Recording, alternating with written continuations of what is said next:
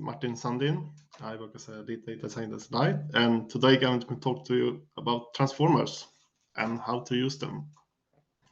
So as I said, I work as a lead data scientist at LYTT, spelled LYTT, which is a sensor data platform and analytics company.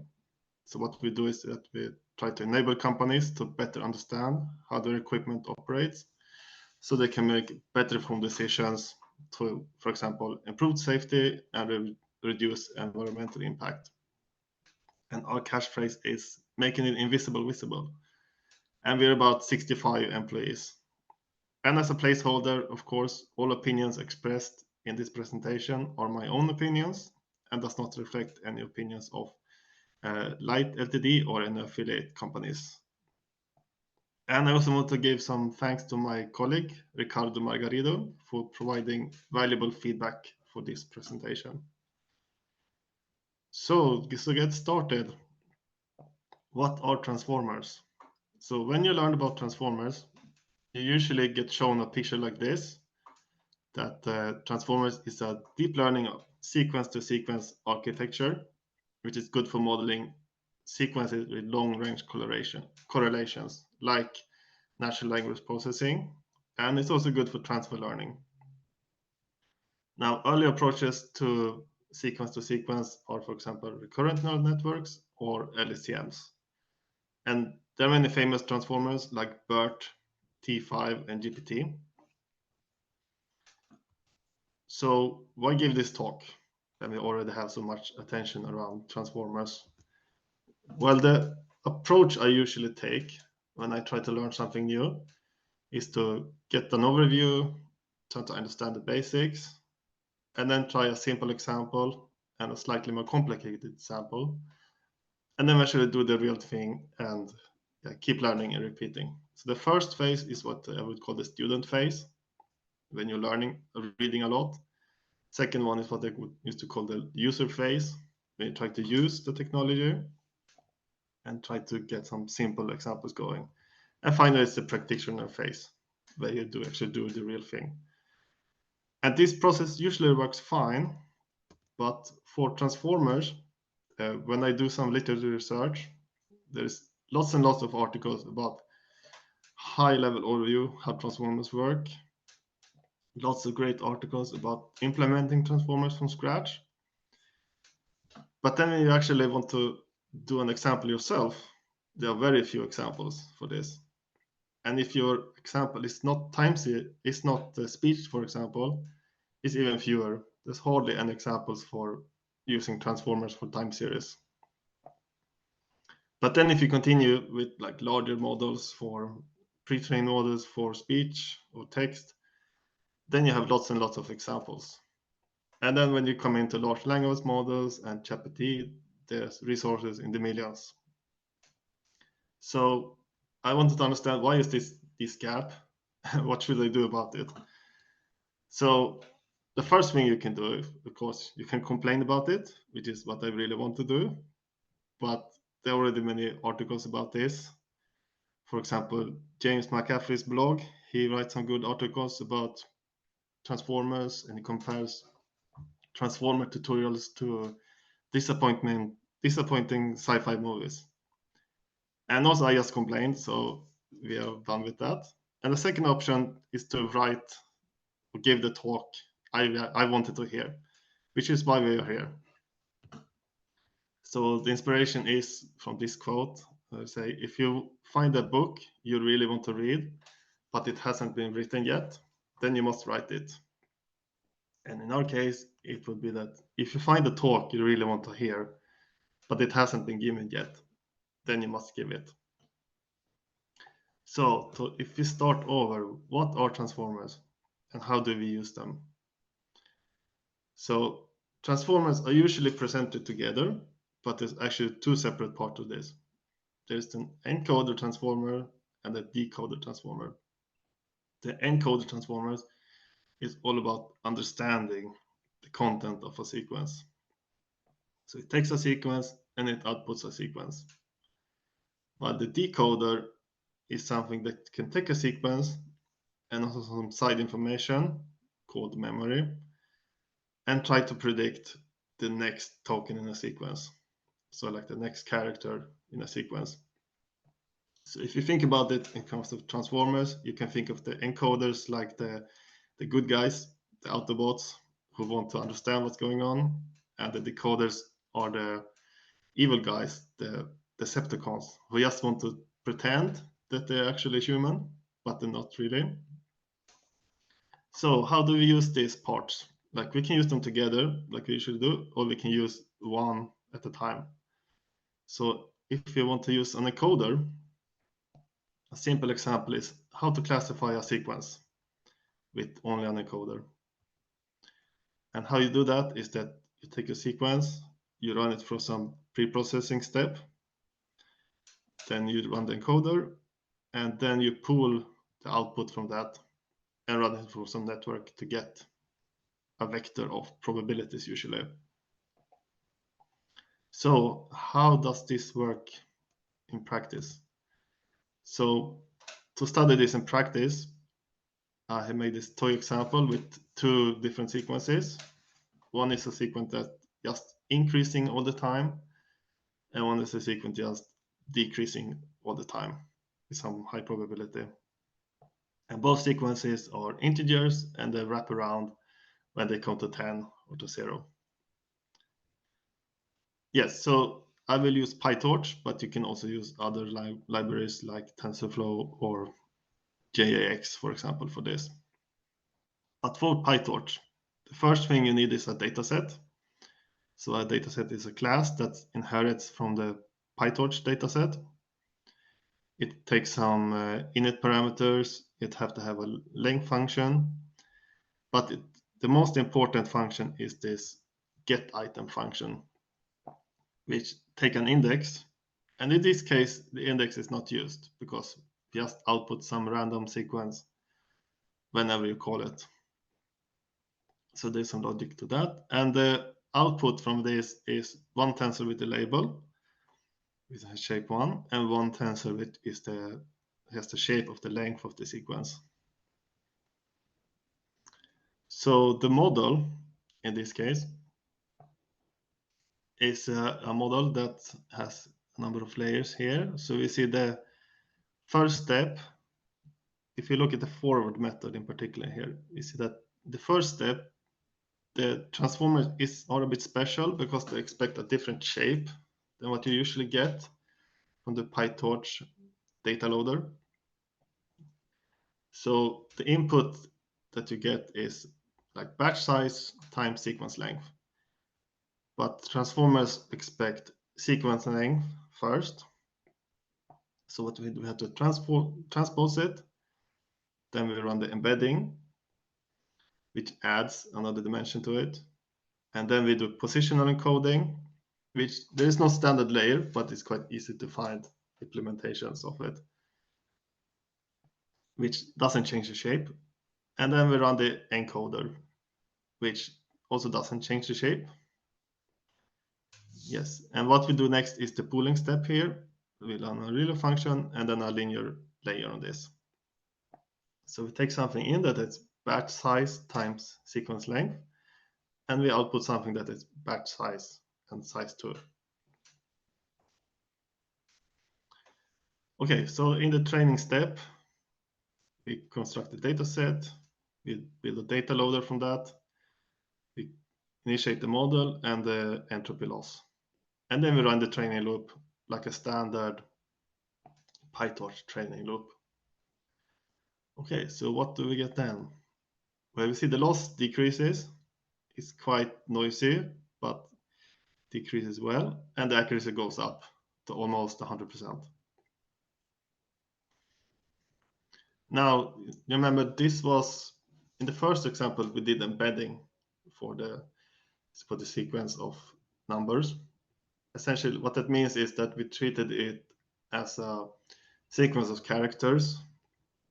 So there's no internal ordering of them like you have in text. But what if you have a time series? With time series, we can do a very simple thing, but we can skip the embedding step and instead run a convolutional layer. So the first layer here is a convolutional layer that takes it has one channel in and this embedding dimension out. In this case is 8, sorry. So yes, so what we need to do is first we need to reshape the input, because the convolution layer expect like different number of channels in the second entry. So the first operation is like reshaping batch size sequence length to batch size 1 sequence length.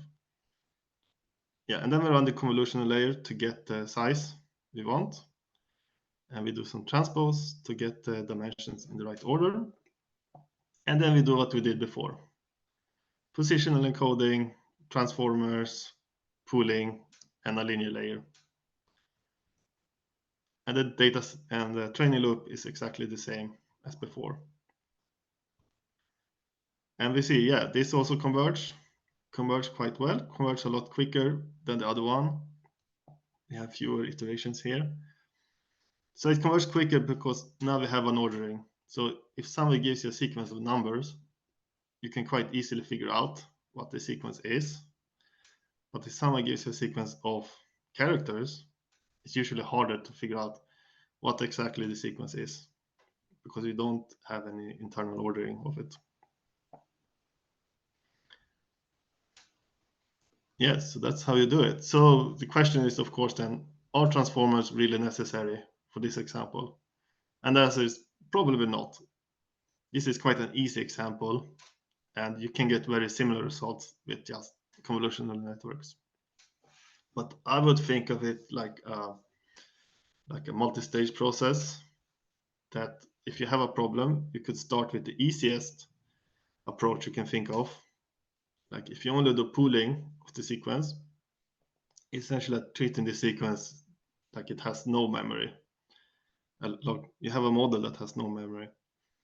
And the second step after that would be to use convolutional networks, which has more like a finite length, say time window, that is passing through the data. And if that's not enough, you can try, for example, recurrent neural networks, which has a exponentially decaying memory profile, or SDM, which has like one fast mode of memory and one slower mode of memory. And if that doesn't work for you, then probably you can try transformers, which has more like an infinite memory, in the sense that they look at the whole sequence all the time, like in every step. Okay, so that's the encoder. Let's have a look at the decoder as well. So the problem with just using the encoder is that if you want to complete a sentence, let's say we have a sequence of characters and we want to predict the next character in the sequence. What we could do with the encoder is that we could feed in every single example of the sequence and the output the next character, and we can train it like that. But it's a lot of repetition, and it's not efficient. So can we do it in a better way? And that's where the decoder comes in. In the decoder, we can input the full sequence. So in this case, the sequence is to be or not to be, but we need to add a start token at the beginning of the sentence and some end tokens, which is what my dots are in this example. And then the target we want to fit to is the same sequence, but we shift it one step. So we remove the start token and we add one more extra end token at the end of the sequence. And then the decoder has this nice functionality that we can also add what's called a target mask, which is a matrix that has zeros or it has minus infinity in some elements. And how it works is that essentially in the training step, it works by masking out part of the sequence.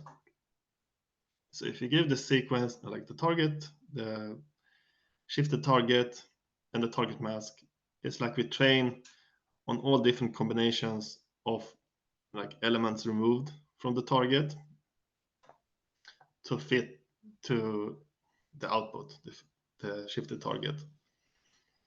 So essentially what we want the model to do is that if you only see the start token, you want it to predict the next one, the T. And if you see start token T, it should be able to predict T and O. That's the goal. And because different sequences are different length, you can also provide a padding mask. It tells you what is more added as padding to the sequence, just to make them the same length. And we also have the memory, but we ignore the memory for now. So to test this, I use this data set.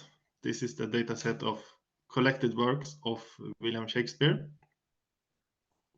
So a number of sentences, like blood and destruction shall be so in use, and dreadful objects so familiar, that mothers shall but smile when they behold. So this is quotes from Julius Caesar by Shakespeare, but this resource here contains all the works of Shakespeare. It's not a very large file, and it's good quality. Okay, so in this case, we also need a data set like before.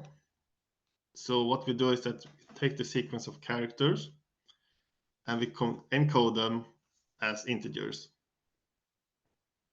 Then we add the start token and we add a number of end tokens at the end of the sequence.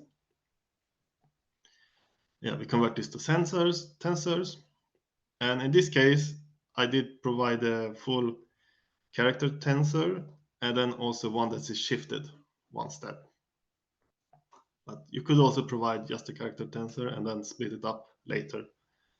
That's also one way to do it. Okay, and then the model. The model is kind of like before. It's just we changed the encoder layer to a decoder layer. And we also need to initialize the mask and the memory.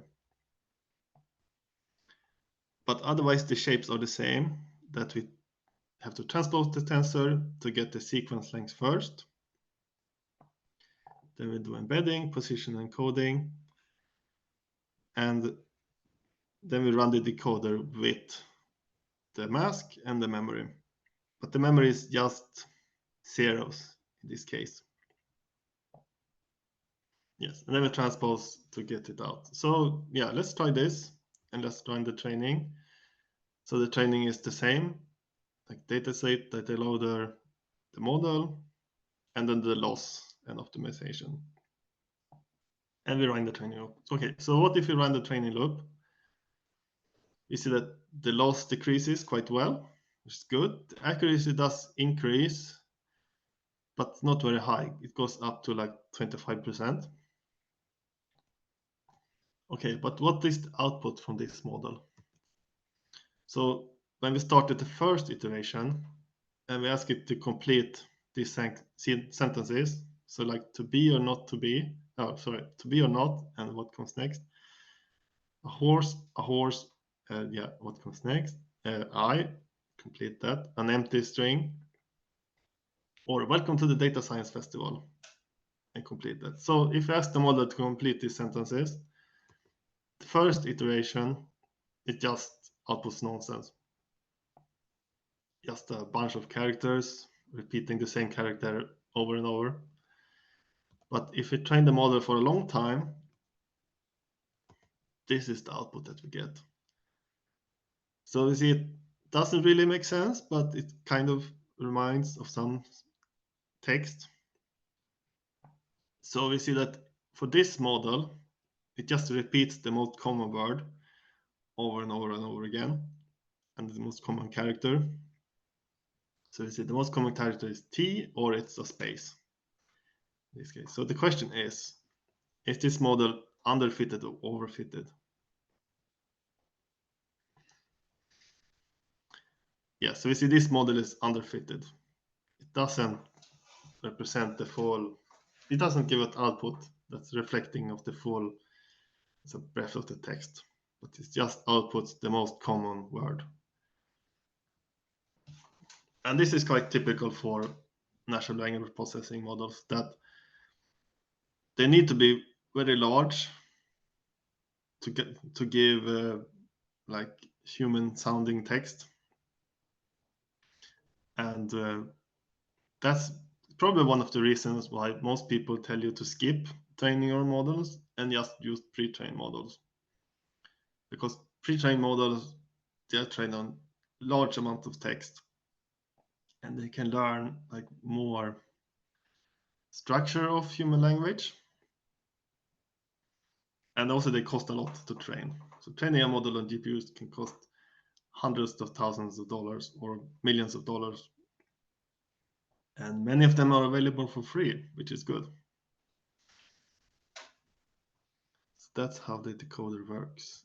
And the good thing with this is once we've gone through this exercise, we can also do the same exercise for time series. So if you want to have a time series example, I use this example of monthly maximum and minimum temperature that's been recorded at Heathrow Airport by the Metropolitan Office since 1948. And the goal we want to do is that we want to predict the temperatures 3 months into the future. And the input is the month and the last 24 months of temperatures. So the model will look like this, that we input the month, Tmax and Tmin into pre-processing, which is convolution layer and position encoding. We put that into the decoder. And then we also input the current month. So we know what month it will be in the future. So we don't need to predict that. We input the month and to the dense layer, and we want to predict the temperatures. So how does it look? Well, the data set is quite easy. Like we load the data frame into memory, we slice the data frame for the specific time period we want, and we convert it into a tensor. And our model is very similar to what we saw in the earlier example with the encoder for time series, that we use a convolutional layer, position encoding. Our memory here is just ones. It's not informative of anything. And we have some decoder layers and linear layers.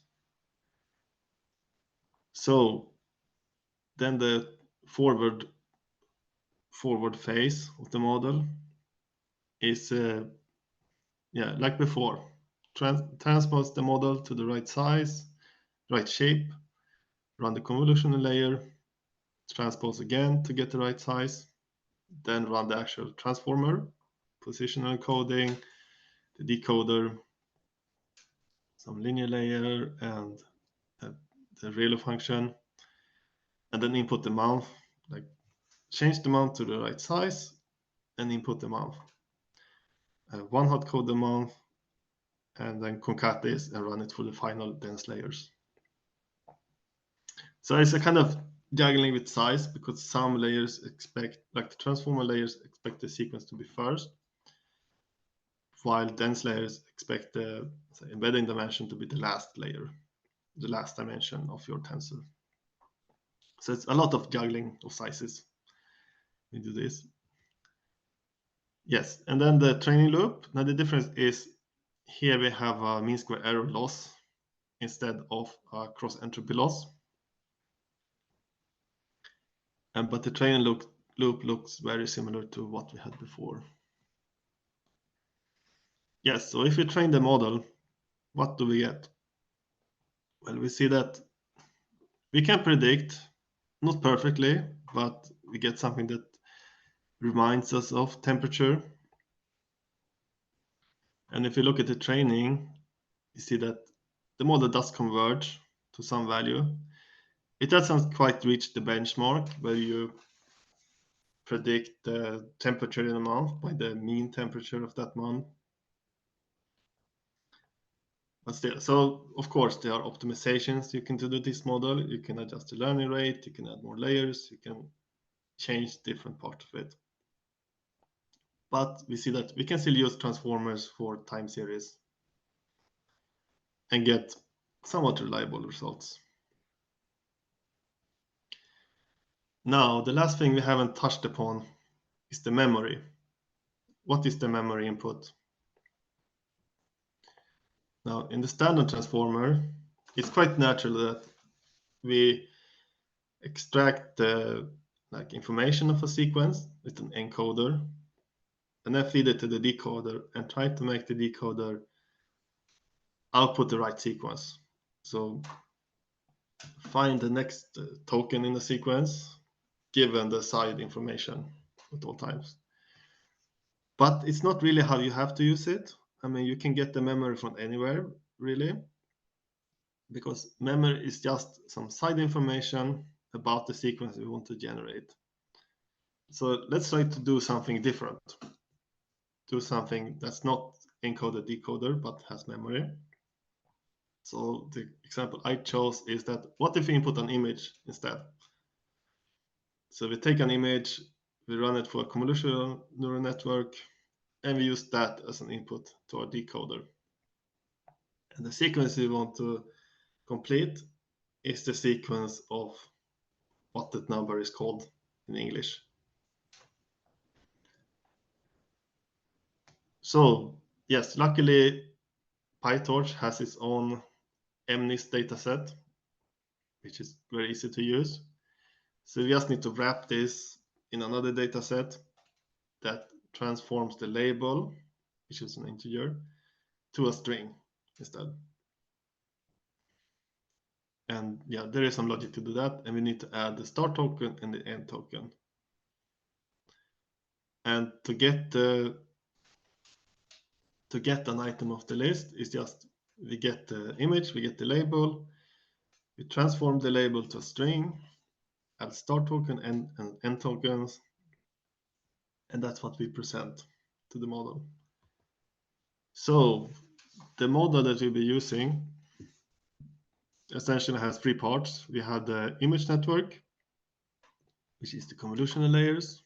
We have the text networks, which takes text, which is like a standard transformer layer. It has embedding, position and encoding, and this one has two decoder layers, which we are trying. And then the final part is the linear layers that we use for the final prediction. Okay, so the forward step for this model, as I said, consists of two steps. So the first one is to run convolutional layers on the image, then reshape the image so it has the right shape as memory. Because the memory size, the shape it expects from memory is first to have sequence length.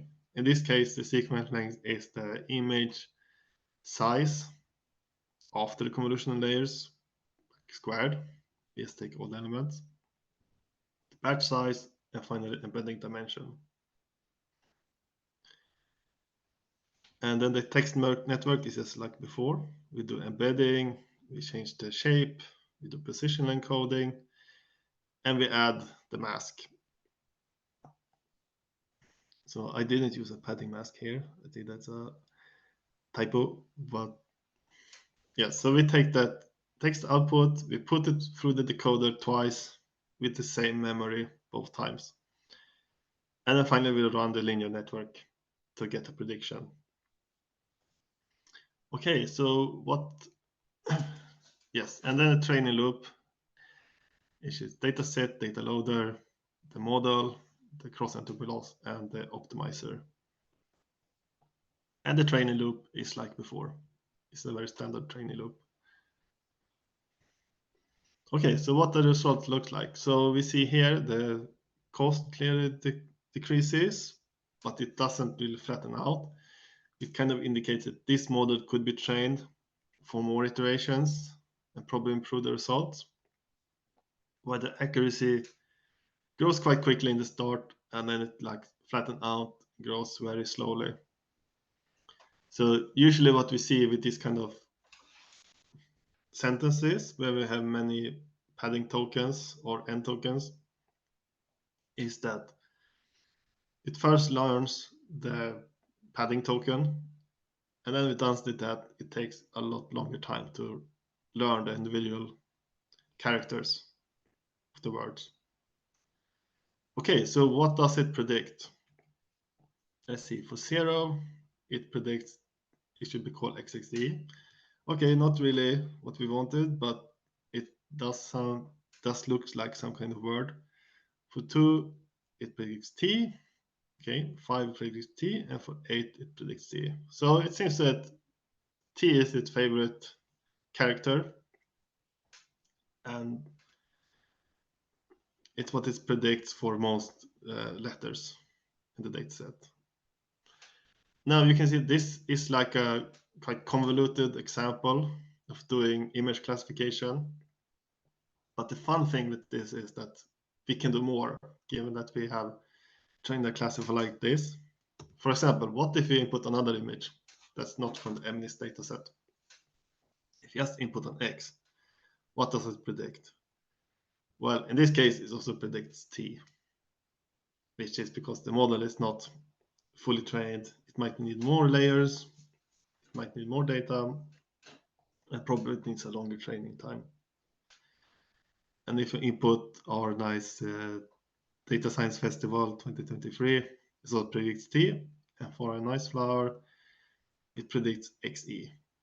So it thinks that our flower looks more like a 0, which is probably what it is. So it gives it a name that's more closer to what it predicts the name of 0 to be. All right, so to conclude about this is that transformers are fun to use, but it's quite difficult to use them properly. Like, even though all the attention is seen for transformers, it doesn't really exist like an MNIST dataset example for transformers. And the difficulty for this is usually that transformers need to be quite large, and they need to have a lot of data to be used properly. And especially for language. So for language models, they need to be very large to work properly. Which is what we also seen like historically as well, that the first version of GPT, for example, could predict some text, but it was not really like human readable text. But then we went to later versions, which were much, much larger. The output really believable text. Sometimes it's really hard to distinguish if it's human text or if it's generated by a large language model. So if you want to use if you want to use transformers for language, it's usually good to use pre-trained models. So you can go to Hugging Face, for example, and get very good pre-trained models that you can fine-tune. But the good thing is that if we learn more about transformer architecture, we can combine transformers in new ways, and we can build new applications that goes beyond the standard model of what exists. So let me finish by just mentioning this, that like in many processes we use as humans, for example, giving energy to delivery trucks, for example, there's a whole long chain of processes that are being used. And all of these processes has negative environmental impact. But the good thing is as well is that with data science, machine learning, there is also the potential to have positive improvement to all these steps. And the area where I work at LYTT, we only work at this small step in the process of extracting energy. And in other steps, there are also companies working to improve processes and reduce environmental impact. And maybe you can come up with new ways to use machine learning for this, or build companies for that. So thank you very much. Thank you for listening.